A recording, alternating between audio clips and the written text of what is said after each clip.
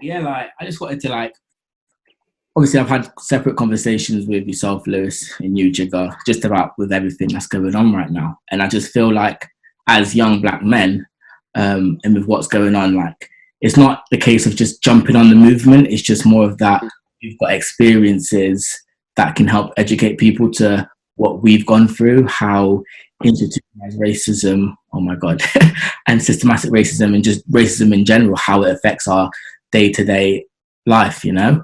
So I just want to like, discuss with you boys, like your experiences, how we can help to combat that in the future, because like our friendship groups are wide, they're vast, and we have an influence, and we should have a positive influence to be able to influence people, just to be like, look, okay, these boys have been through this, and this is how we can help change. Because if these boys been through it, then a lot of their mates, a lot of their families will have probably, not more than likely, been through the same experiences that they have. Yeah.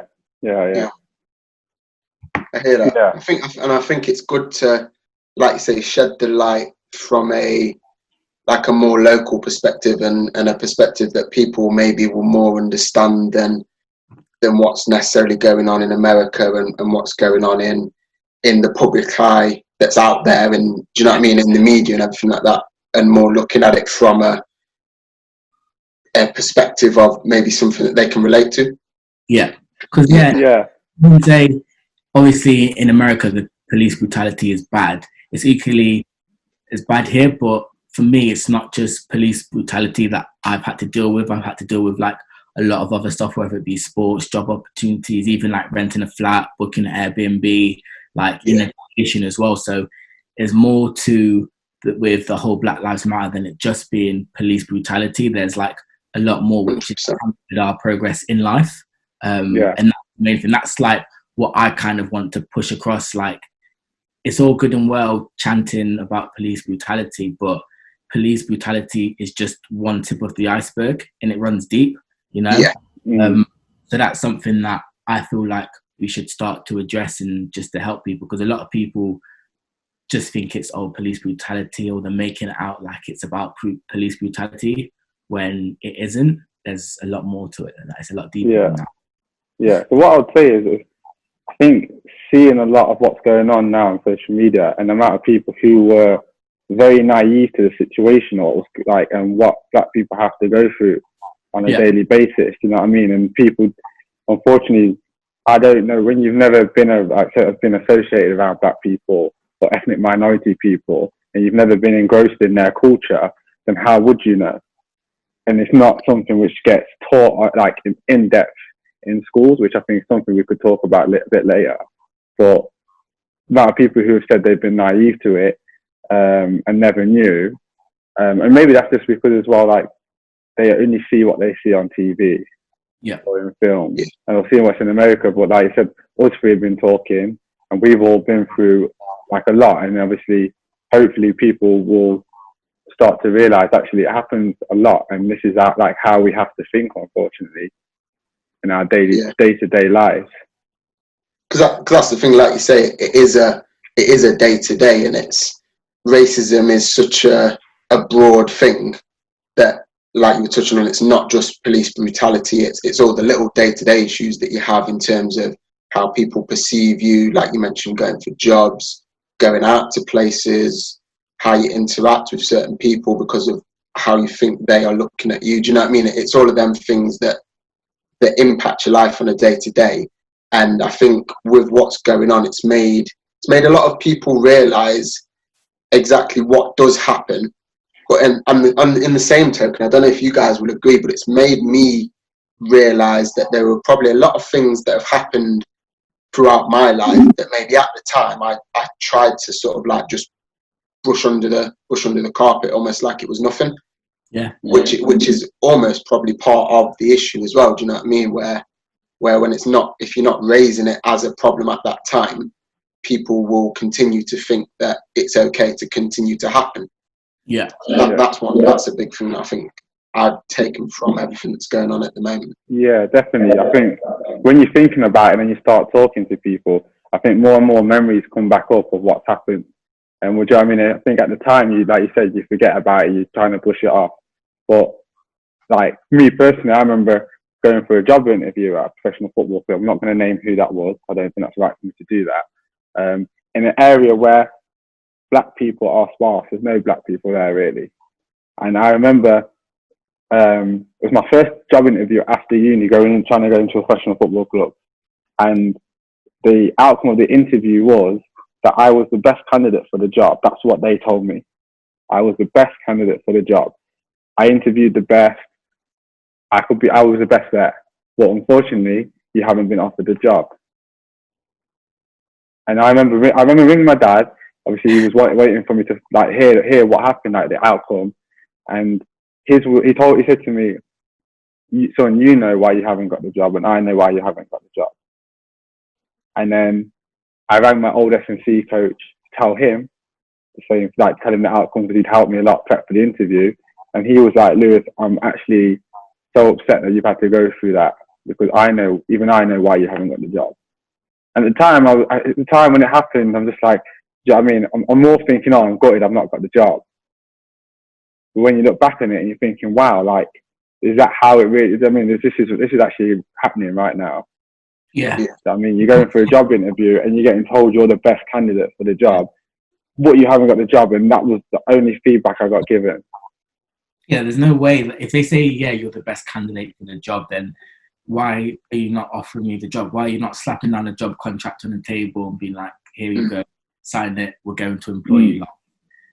Yeah, it's, especially in sport, I think there is a lot of racism as well. So if you look within, say, like rugby and football, you've got a lack of black managers, especially in football. In rugby, there's a lot of guys that play the professional game. They've only really there because they went to private school. They would never accept like a black kid into an academy from an inner city school. And that then again is just like systematic. It's institutionalized. Like they have to be of a certain black demographic. They have to go to private school. They have to speak a certain way. Because I do have a few. So I've got a friend who plays professional rugby. He went to private school. And I remember I met up with him and a few of his teammates. I'm not going to name who he is and who he plays for. I met up with a few of his teammates. And obviously there's me being like from Derby, like speak the way I do. They was like, oh, you've got like proper black mates, you know? And like, even then that was like testament to the fact that obviously he went to private school. I went to like a normal school, had like a normal upbringing, like secondary school, college, university, that kind of thing. Whereas he went to private school, but because he went to a private school, he's deemed not as black as me, who went to a normal state school, you know? And if they're saying that about like him, I wonder what they're saying about all the other black guys that are within the sport as well. And that's the thing, like you say, it's within sport and even outside of sport. That's the whole perception that has been pushed onto people, whether by the media or what they've grown up with, that black people are a certain way and are to be a certain way. So they maybe hear someone speaking with a bit of slang, which might just be because of the area they've came from, regardless of skin colour, and all of a sudden they say, yeah, that's why they're saying, yeah, he's a real black guy, which is wrong.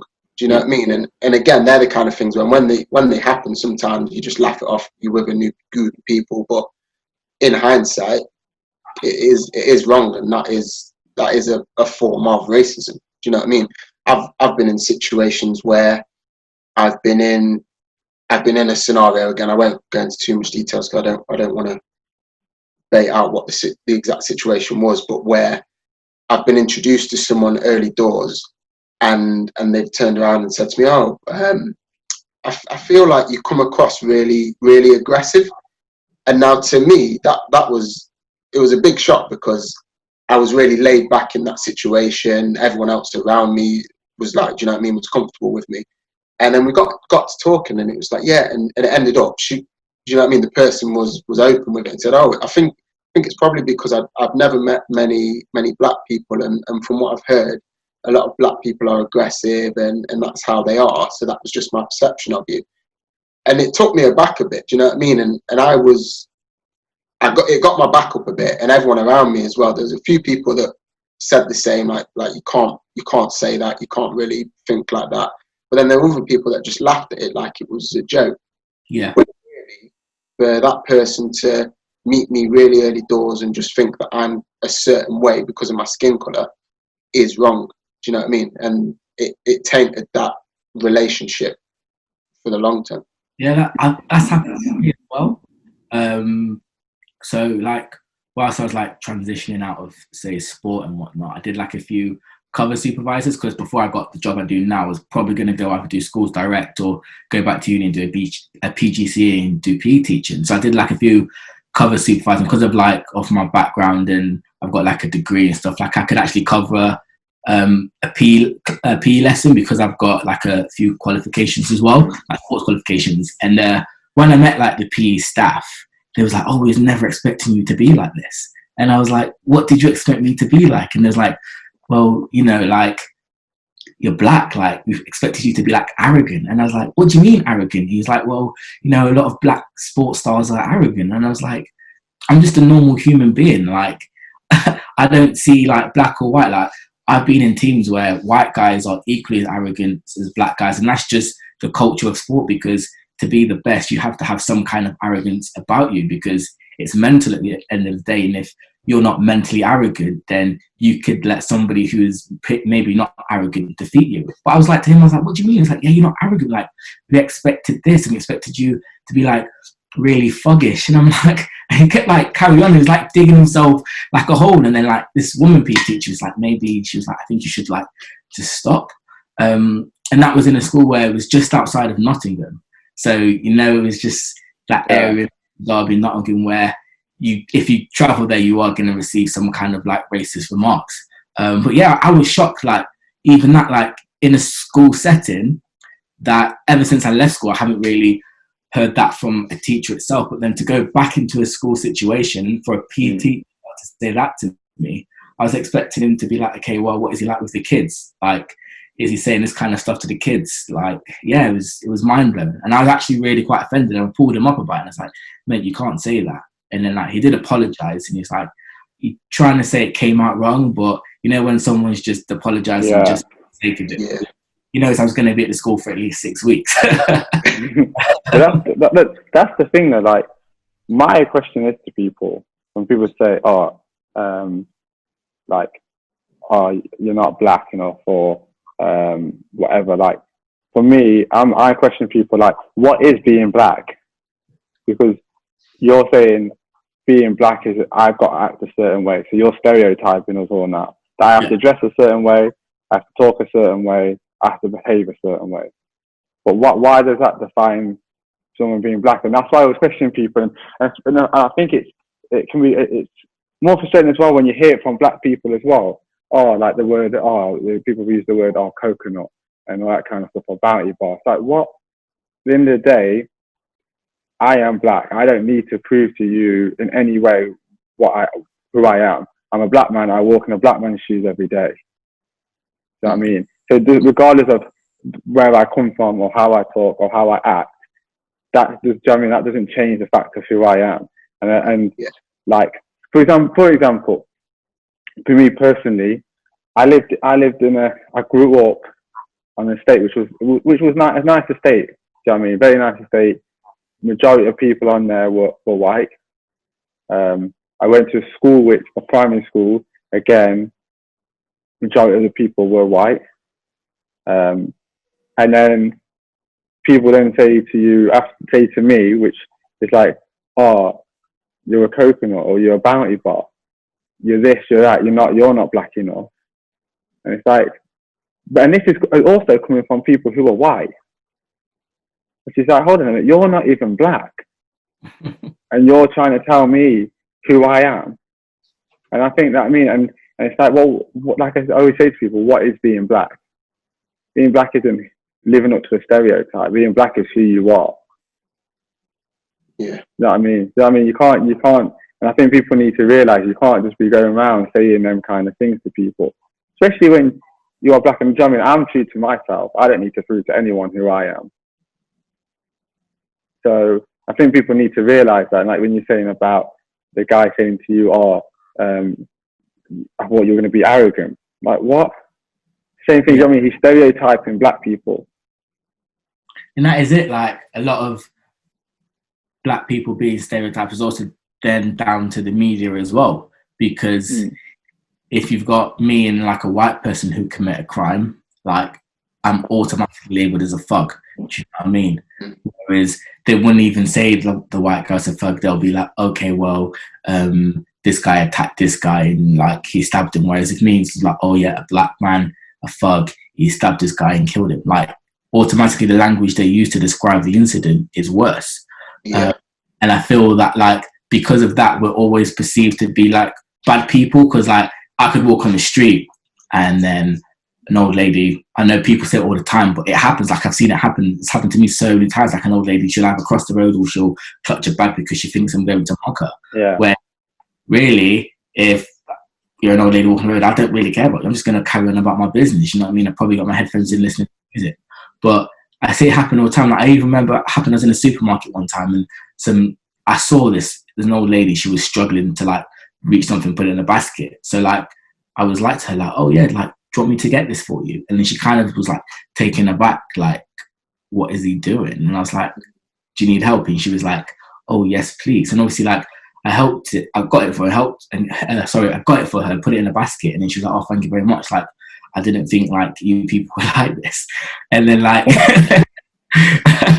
but then obviously I only helped her because like, if my gran was in a supermarket, I'd expect somebody to do the same for like my gran and my nan. But the fact that she even thought that, I know she wasn't trying to mean it in a malicious way. It's just that because she's probably only ever perceived to see black people as this way because of what she knows, you know? Yeah. And that's, it's down to the media, like, because I know there's plenty of like people here, especially like in Derby as well, like white people, Asian people that have done like committed crimes more than a lot of the black people here. But for some reason, we're labeled as like the worst of the bunch. You know, and I think it almost like it spans from those incidents which are almost like subtle versions of racism to like, I remember, and Lou, you were there with me when we went to Sheffield on a night out. So there was three of us, and we went to get some chicken after a night out. Yeah, and we're in a chicken shop, and then the next minute we've got a lady throwing monkey chants at us. Yeah, I've heard this story. Three of us in there as black guys. There were a lot of other white people in there who, in fairness, stood up for us in that situation. But that took me by surprise so much. I don't know, it was a lady. I can't remember if she was that drunk, but she was going crazy and throwing all sorts of racial slurs, going mad. Even when we walked out the shop, she's still throwing racial slurs. It was just madness. Yeah, and that's the thing. That was just, we were only in there just getting some food, and we were talking between us. So, do you know what I mean? We've not even provoked her in any single way. Like, I didn't even realize she was in the shop until she started making noise. Obviously, but then you see her do that, and you think, people. I mean, you see people's actions, and you can see like what people actually think when they start behaving like that. Especially like I said, if we had provoked her anyway, it's still not right what she done. Yeah. But when you've not even spoke to the woman to begin with, and you've not even acknowledged she's in the shop, and then she starts going on like that. You know what I mean? And like I said, was it the alcohol in her or what? But either way, it's unacceptable to be behaving like that.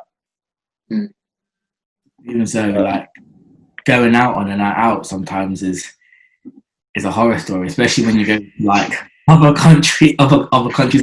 cities. That isn't Derby. Like, I remember going out before and getting turned away because like, oh yeah, there's too many black people in tonight, or I'm dressed too colourful. Like, I remember once we got told you've got too many brands on within the group, so you're not allowed to come in. What kind of excuse is that? Yes. You know the worst one for me, which winds up the most. You would have heard it. The most famous one. Not tonight, mate. Yeah. Not tonight, mate. What do you mean not tonight? Just not tonight, mate. Like, what does that mean? Like, I remember we were out. Again, I'm not going to say where we were. or whatever. And I remember we were inside, and someone was outside coming in, one of our mates, and he gets turned away for his shoes. I think he has a pair of Vans on, but there was a guy in front of him with the exact same shoes on. White guy with the exact same shoes on. He gets let in, and then they say to him, "No, you're not coming in because you got shoes on." And he said to him, "He's got the exact same shoes on as me." And he was just like, "Not tonight, mate." No aggressive tone, wasn't drunk. Do you know what I mean? So there was nothing even like that. No reason for him to turn him away. Dressed smartly. So I remember was it my birthday, I think? And yeah, I think so. Yeah, it was in another city, so they've travelled from Derby to this other city to try and get in. I think we all ended up leaving. Yeah, but these are the struggles I think people don't realise. Like when we have to go out, like you said, we have to think about what we're going to wear. Yeah, we have to think about. Do you know what I mean, having to like go in twos? Like for those people to see that stuff on Instagram and quotes. So you have to think about how you're going to get in just to have a good time. You know what I mean? You're not going out there to cause any harm. You just want to enjoy yourself like everybody else has gone out on a Saturday night. But you have to think about going in twos, making sure you spread yourselves out. Like even to the point where you don't even want to talk to each other in the line, and you make them a bit further down because you don't want them to think that you're in a big group. And it's like that shouldn't happen. Mm. Yeah. Or you like go with like 3 white people and then like you yourself to just be like get through and be like, okay, yeah. Or you go with like a group of girls. I remember, believe it or not, I used to go out and not drink when I was like training, and I got turned away for being too drunk. Wow. Got turned over and I was like, yeah, maybe too drunk. And I'm like, huh? No, that like I hadn't drunk like all evening. So like I asked him like, breathalyze me. And he's like, oh no, sorry, like the machine's broken. And I was like, okay. And I was like, any test you want me to do, I'll do it. Like I haven't had a drink, I'm not drunk. And he's just like, mate, sorry, yeah, you're too drunk, you're not coming in. See you later. And it's just like all the guys I was with, it's like looking at me and it's like trying to argue with him. It's like, yeah, but he's too drunk, he's had too much to drink. Like I can see he's stumbling all over the place, he's slurring his words. I was like, I literally haven't drunk in about 6 weeks. Like, I'm not going out here to drink. Just we're still like in training, so it's like we kind of just like used to finish training, like just go out, party, like have a few Red Bulls and whatnot. But there was like, yeah, like too drunk. And I was like, mate, only black guy here, and I'm like drunk, but I'm not drunk. Yeah. Like talking about like going out and everything. How has your experiences been when you've gone into say a pub, for example? What experience have you had there? Because I know I've experienced stuff. Not people saying stuff, but more the looks you get. How you make you feel a bit like uncomfortable. People are staring. Like, what have you guys experienced from that? I think I've had a few experiences. I think one of the worst ones I had, it was a pub and a restaurant, and this was a few years ago now. And I went. There was me, my mum, my dad, my sister, and my girlfriend at the time. And then I only say that because she's my fiance now. Don't get it twisted. Before she watches this and starts beefing me.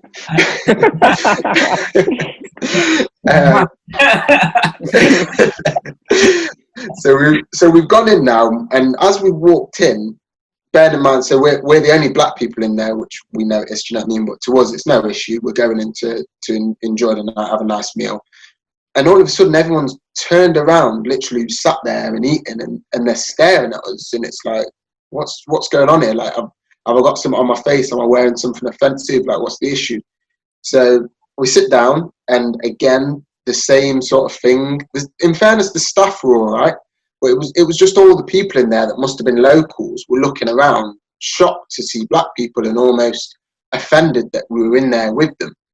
And it made me feel really uncomfortable. My family are quite strong-minded anyway, so they weren't that bothered. But at the time, it made me really uncomfortable. It made Georgia quite uncomfortable as well, and it was a bit of a strange scenario, to be honest.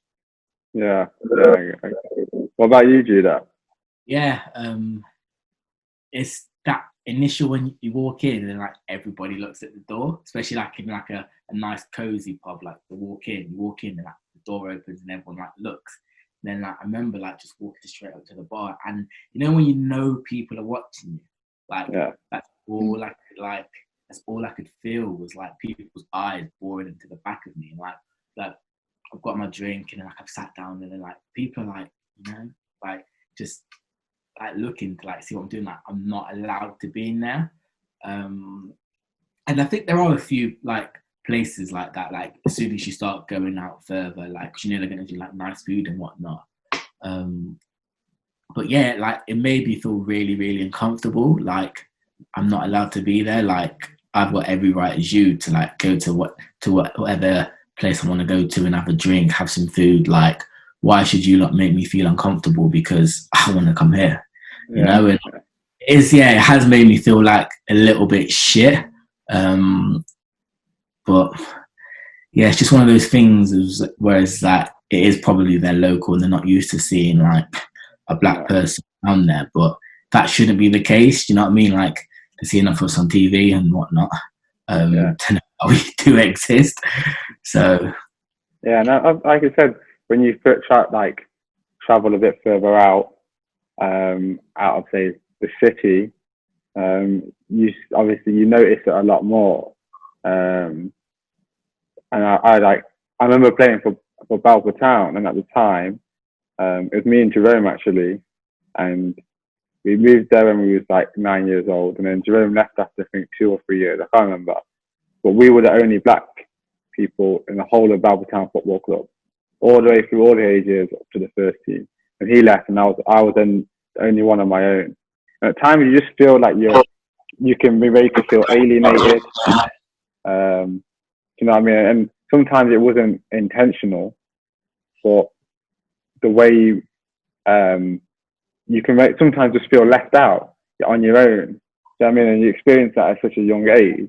I look back on it now, and I think like I don't really see it that they were maybe trying to do it on purpose. But then obviously there was times when you'd have parents make comments about certain things. I mean, they're older, they understand it more, and then was it getting drip fed into their kids to then make me feel like I was on my own, and I was basically like, do you know what I mean? And then we're playing in the same football team. We're meant to be mates, but obviously that's how. And I think, and that's just how it goes, unfortunately. And I think that's where the people need to start changing their ways and changing their views and stuff. But there's one thing I asked you, Josh, earlier, and I was thinking about. I've seen a lot of people say about, oh, I don't see colour. I don't, when they say about like race and everything else, I don't see colour. And we spoke, I'd like to get your opinion on it. Personally, and what we and Josh said, I want you to see who I am. Yeah. I want you to see my colour because I want you to know this is who I am, this is my heritage, and I'm proud of this. I mean, because by you saying you don't see me, I think people may get mixed up with the terms of, you know, I don't see colour, but then you're not seeing me. You're not seeing who I am and what I stand for. Yeah. You know what I mean? What's your thoughts on that? Like, yeah, I definitely love people to see colour because it's like what you said, it's me, it's who I am. Like, I'm proud to be black, I'm proud to be black British, half Jamaican. Like, I'm proud to be that. Like, I know my roots, I know where I came from.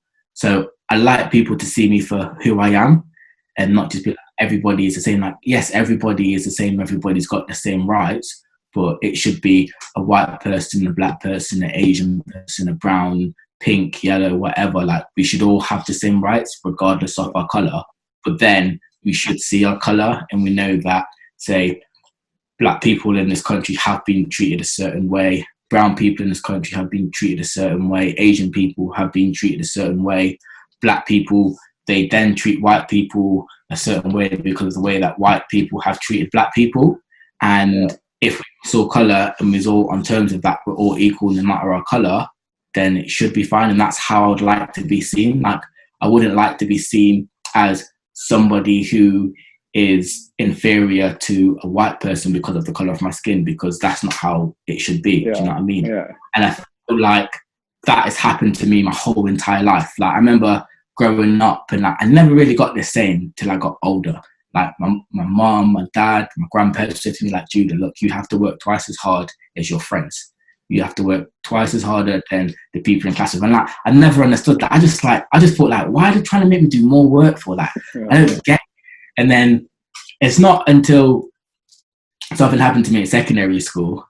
I got into a fight at secondary school. Basically, some white guy, like, he had an afro, he like got biscuits and like he crumpled it into my hair, and obviously like retaliated, got suspended. And then when I was speaking to my parents about it, like, obviously they was annoyed, but they wasn't annoyed because how can you get annoyed for me getting angry for someone putting biscuit crumbs in my afro, you know?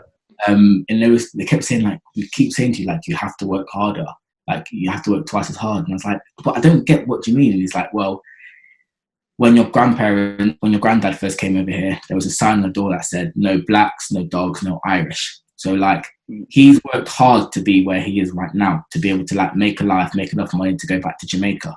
But it was like, in his life, he had to work hard because the same opportunities that your mates are getting, like your white friends, you will never ever get those opportunities. And I was like, what do you mean? And he was like, look at what just happened. What happened to that guy who sprinkled biscuit crumbs in your hair? Nothing happened to him.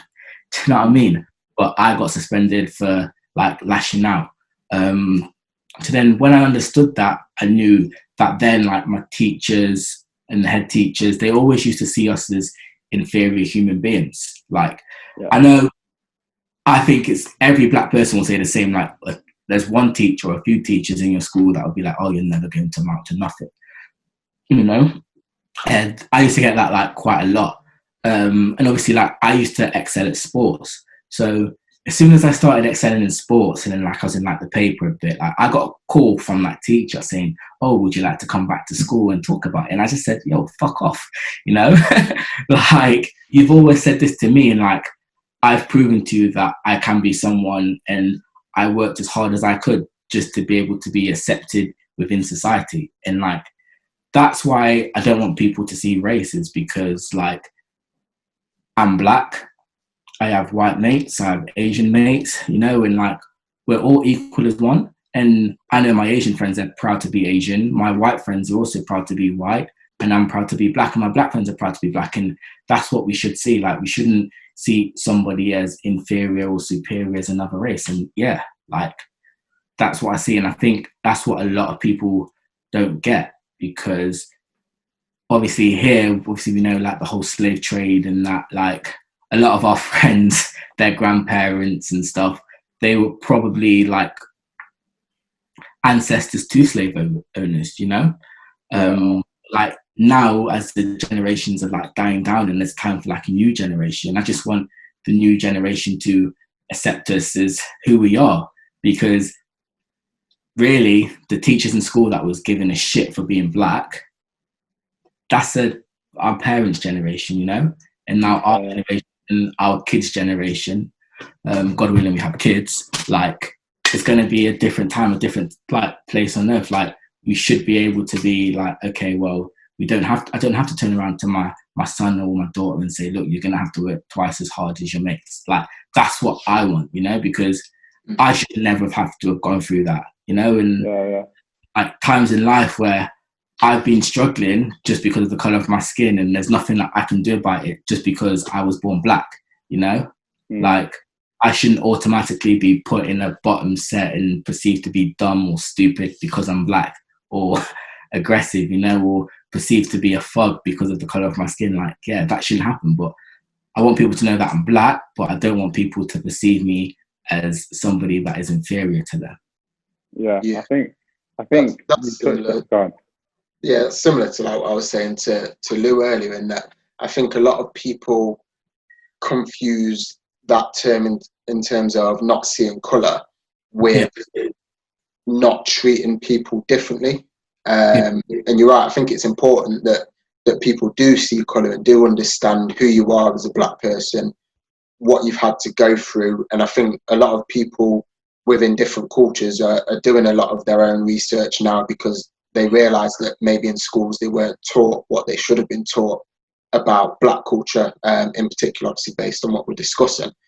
So it's key that people know and see colour, but that you're not treated differently for being that colour and that race. Yeah. People should be treated in the same way. People should have the same rights.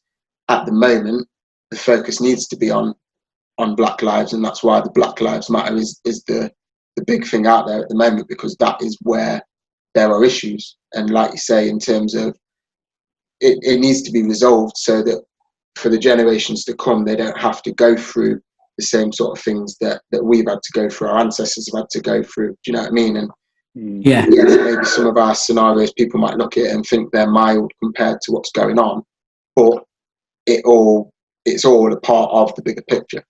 Yeah, and I thought as well, like obviously, like put a statement out during the week, and like I even put a few things like Instagram, and like, I've had conversations with like a lot of white people, and they never.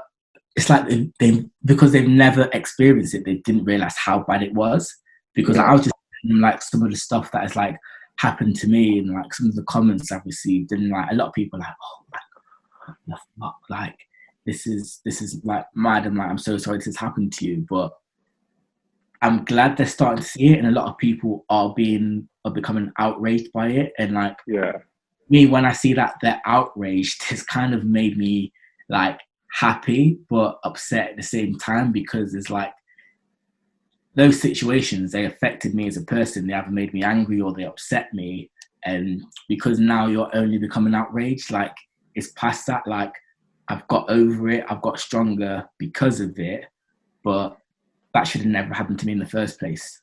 And yeah, I think what you touched on about like your parents talking to you about you have to do better and have to work harder. I think that's the thing, when as Black people we're taught that unfortunately when everyone steps on a starting line for a race, but unfortunately we have to then step 10 steps back before we can start, just because of the colour of our skin. Without anyone opening their mouths up, we automatically start 10 steps back. And obviously I don't think some people would never realise that, because do you know what I mean, they've never seen it like that before. But that's unfortunately how we are perceived in society. And then I think the whole thing about schooling, me personally, I'd think that it's actually embarrassing how little Black education there is in school. If you think about there's 1 month of Black history, and that's October, and if you look back at your school days and you look about how many times you had history in a week or a fortnight, say if you had history once every 2 weeks, that's 2 lessons a year. 2 lessons a year in 5, and do you know what I mean? That isn't good enough. And then that doesn't even brush the surface of what you even learn and what is actually going on.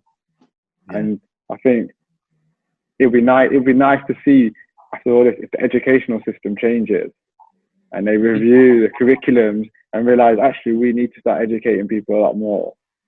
Yeah, I can't actually remember a Black history lesson in school. Do you know what I mean? Like I remember like them celebrating the month, but I don't really remember anything that I learned from Black history in school. Like everything I know about my history as a Black person has been from my parents or from exactly. I remember obviously roots. I remember like my parents had a book of roots, and it was like, oh yeah, you can't read this yet, you're too young. I had that one as well. Yeah, I had that one as well. I used to sneak down, used to get it, I used to read it like a chapter, then used to put it back. And then like obviously when that happened, I was like, okay, like I think I need to talk to my parents that like I've read Roots, because that book is like, it's so deep. And then like, why is that not being taught in schools? Why is that not being shown in schools? You know, because that's real life shit. It happened to like our ancestors like a few generations ago. Remember, it was only say even like the apartheid in South Africa was happening like 40 years ago or something like that. In America, slavery was still going on. You know, like that's just only a few generations ago. From what you said about Roots, for me, like if anyone's watching this and want to know more, watch the film Roots.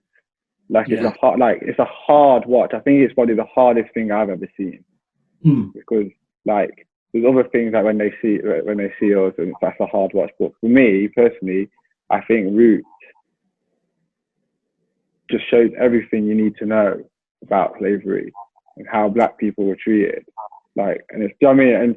And I don't know fully, don't quote me on this, but I'm sure when Roots came out, I don't know whether they had to ban it at one point because of the trouble it was causing. Because obviously black people were seeing how, I mean, they've been treated, and their perception of white people changed, and they started hating white people. I don't know for sure if that's definitely true. I hated white people for a whole week after I finished that book. Yeah. Even No, like, I mean, 12 Years a Slave in Django, I still get like a little bit mad knowing that, like, how could somebody do this to another human being, you know? Like, how could they? Yeah. Has it ever affected any of you two, like, mentally with all this kind of stuff? Like racism in the society and everything?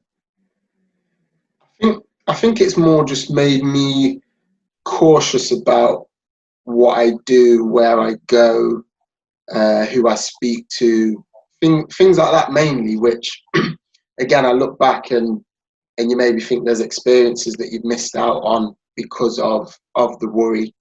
I remember in particular, I was in Scotland on a trip, and this wasn't very long ago, and I was really nervous about going into a pub because I'd been into a pub before that to get a soft drink to take out with me, and I got the worst looks ever. Like that, I was scared for my life. And it was on that night there was a Champions League game on that I wanted to go and watch in a pub.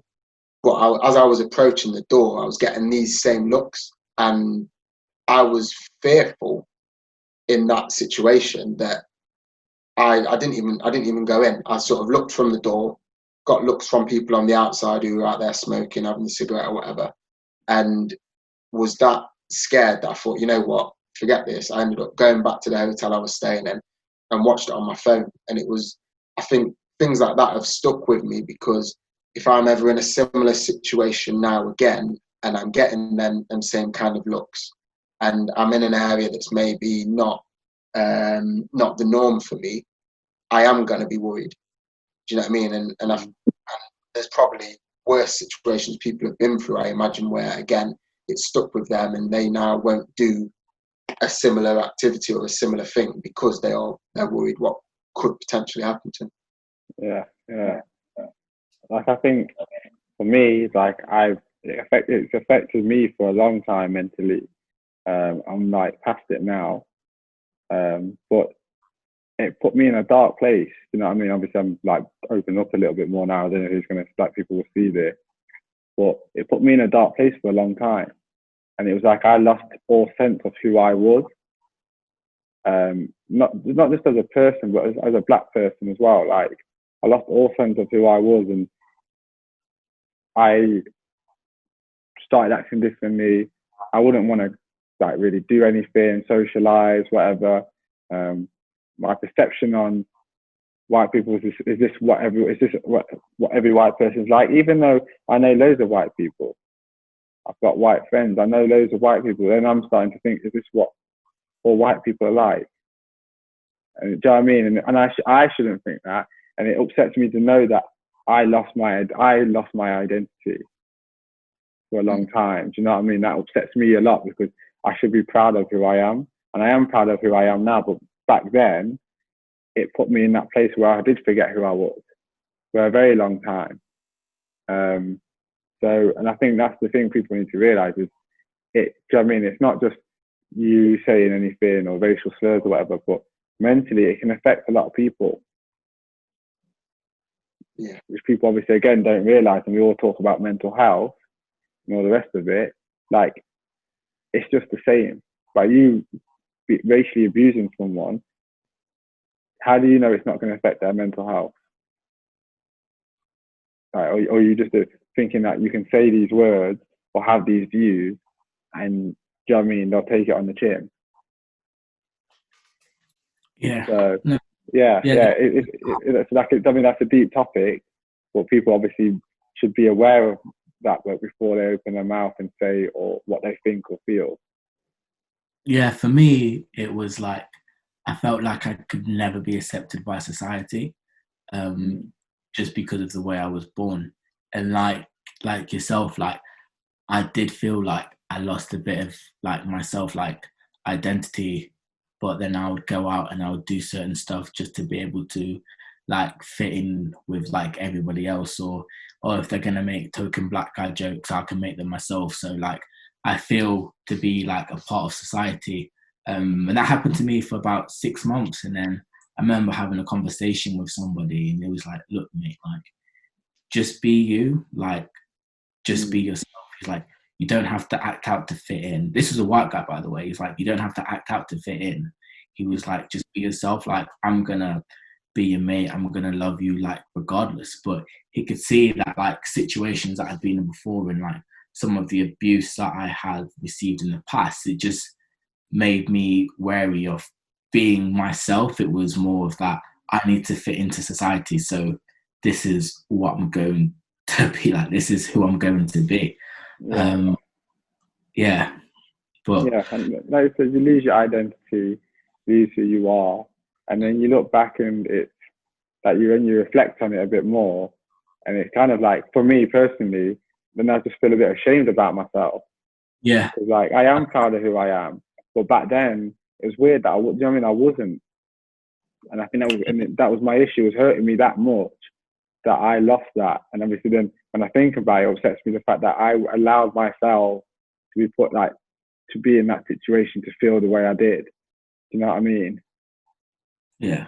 But I guess like, and us trying to fit in as well, or whatever, that is how society perceives us. Because say, for me to say like, get an Airbnb apartment, for example, I've had Airbnb like apartments cancelled like as soon as they see my profile picture, Yeah. because you know, like I'm like, oh yeah, because I'm a black guy, but so I don't put a profile picture anymore. And if like I'm going away, say like on a work trip, I'd book using like a work account or somebody. I'll get someone from work to book it for me. So I have like an Airbnb, but even like little things down from like the Airbnb and like job interviews or even like renting a house and stuff is like you kind of had to change who you are just to be able to get a foot in the door. And once you've got a foot in the door, you're still not in the door. It's either they're going to push your foot out the door, they're going to let you in. Yeah. And I feel like a lot of people, they don't understand that either as well. Like just that being black, your options are still very limited, you know? Yeah. Like in jobs, people say, yeah, but black people have top jobs. Like a limited number of black people have got top jobs. In Yeah. sport, like a limited number of people only get the top jobs in sport. The same in music, like some of the A&Rs, if the guys haven't done, say, like built their own record label, like the top guys in there, they're all white, all the top guys are white. And that's again because they can't get their foot in the door. And when they do get their foot in the door, their foot is then pushed back out.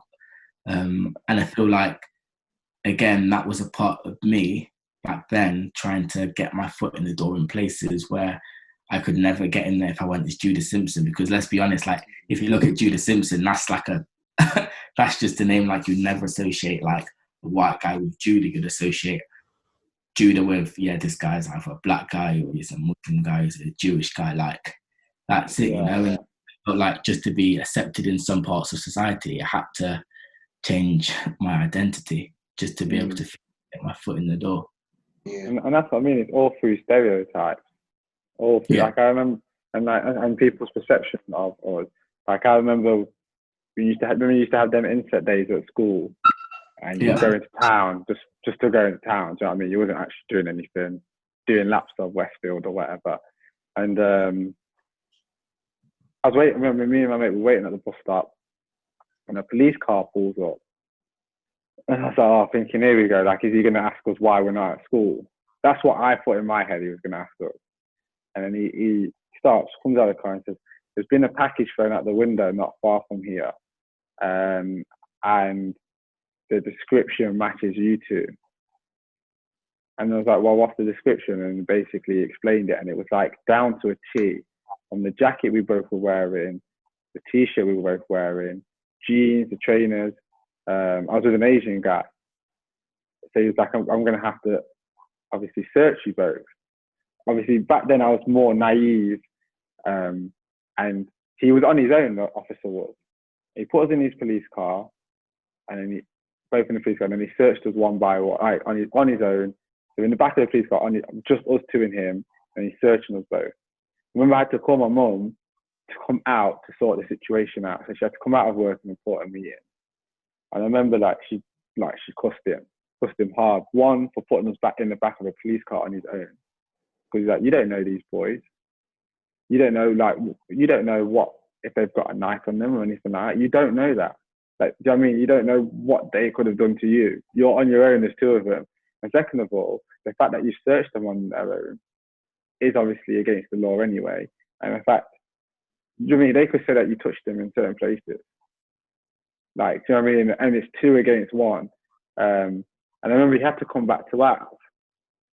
And I think it was, I'm not sure why he did or whatever. And the first comment he made when he walked through the door is, "Oh, Mrs. Chambers, surprisingly, you've got a nice house." And she was like, "Well, what do you mean? Where did you expect me to live? Did you expect me to live in a bin?" And he's like, "Oh, no, I didn't mean it that way." And she goes, "You know exactly what you meant."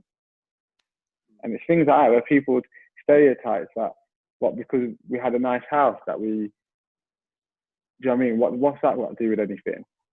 But that was the first comment he made when he came through the door. And it goes back to the whole point of people stereotype black people to be a certain way. Or, do you know what I mean? Not to live in a nice neighborhood, not to be able to drive a nice car. Like, I'm sure you, like, when you're thinking about having to, like, get a car, you sometimes do second think, should I actually get this? Like, am I going to get stopped? I had the exact same thought when I got a new car 2 years ago, white car, C-Class, and do you know what I mean? When I was looking at it, I was buzzing, but then as I was going to get it, I was thinking to myself, is this going to cause me more issues than it's going to cause good, in terms of, am I going to get pulled over more? Am I going to have people questioning me on what I do for a job? Do you know what I mean? All those kind of things. And it did happen. Must have been a couple of months after I'd got the car. I went to I joined a new football team, and I'd gone to a couple of training sessions, then gone to the first match, and I pulled up in the car park, and everyone's like, "Oh yeah, nice car, whatever." Thanks. Then after the game, a couple of the guys have come up to me saying, "Oh, so what do you do for a living then?" And I told them what I do. I said, "Yeah, I'm a buyer. Like, I've been doing this for so long." He goes, "Oh, I thought you was a drug dealer." And I've looked at him now, and I've said, I said, "Why? Why did you assume that I was a drug dealer?" They go, "Oh, well, you've got a nice car, like, do you know what I mean?" And they were trying their hardest not to say, "because you're black." And that again has made me then think, geez, like, what? So should I not have this car because I've worked hard to get what I've had? You're just gonna turn around and assume that the only way I've managed to get this is by doing something illegal, which you've stereotyped me with because of my skin color. And yeah. Straight.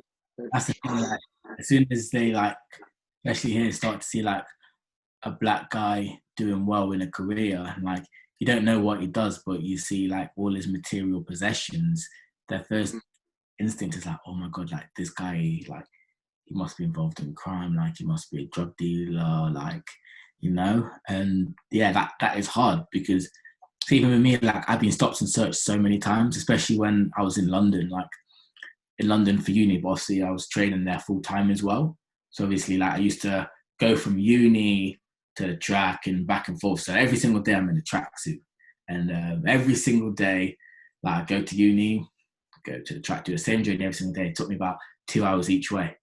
And a few times, like, after training where I'm rushing, like, I've been stopped by the police because I matched a description of somebody that had robbed someone, but they never actually asked what I did. It's like, "Oh, where are you going now? Where have you just come from?" Be like, "Well, I've just come from uni. I'm going here." It's like, "No, you're not at uni. Like, people who go to uni don't wear these types of clothes." Like, I used to go uni in the same tracksuit. Do you know what I mean? Like, I used to train, go uni, or go uni and go to training, like I'd be in a tracksuit and be like, yeah, people who go uni, like, they don't wear tracksuits. I'm like, okay.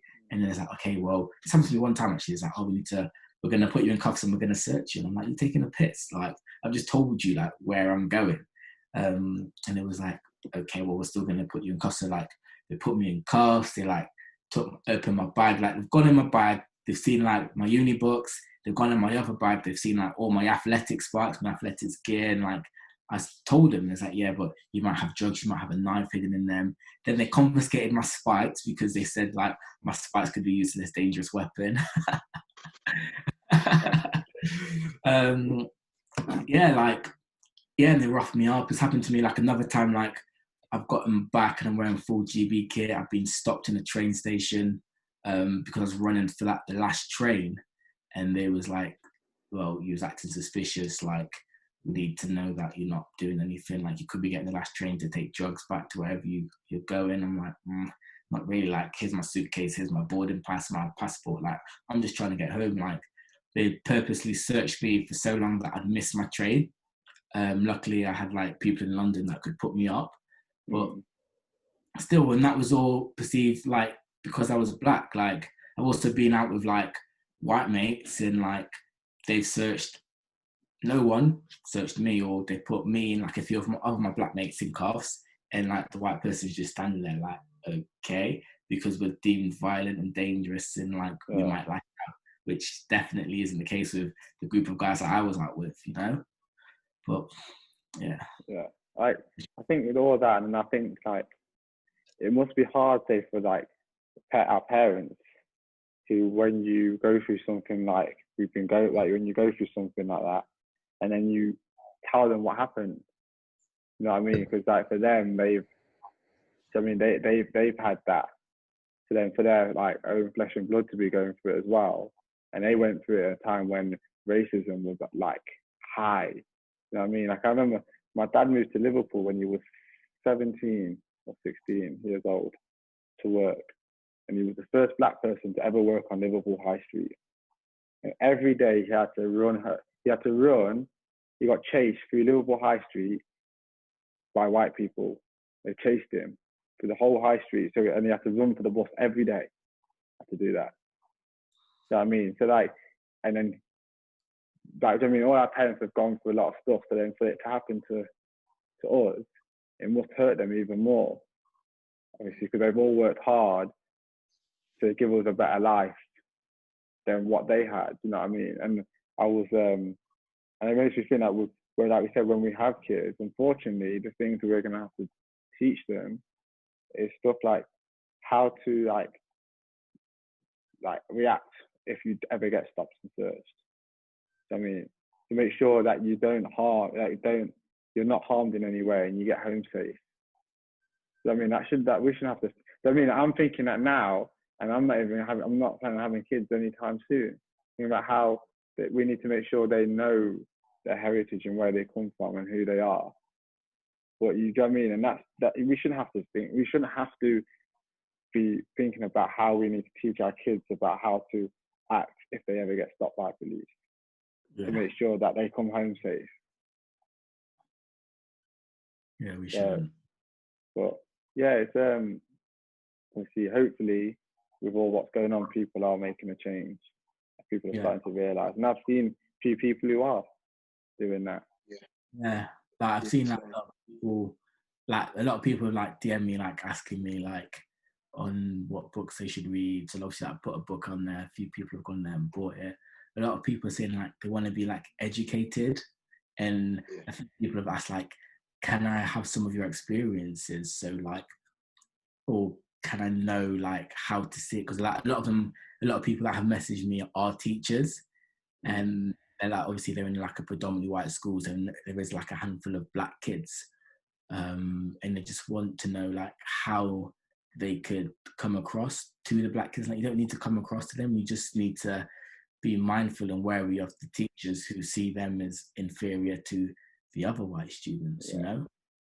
And I think that's the positive, especially the way I know you spoke to a lot of people. I've had a few messages and stuff like that. Is for people who are unsure, who maybe don't fully understand that they feel comfortable to ask, or to ask how do they find out, or how do they do more. Because there's also the flip side of it. A lot of stuff on Instagram that I'm seeing that's frustrating me, where people are almost saying, oh, if you don't understand, like, just don't bother, like, don't do nothing, don't get involved, when I think that's the complete wrong way to go about it. And that's probably making people feel less comfortable about asking the questions they need to ask, or learning the things that they need to do.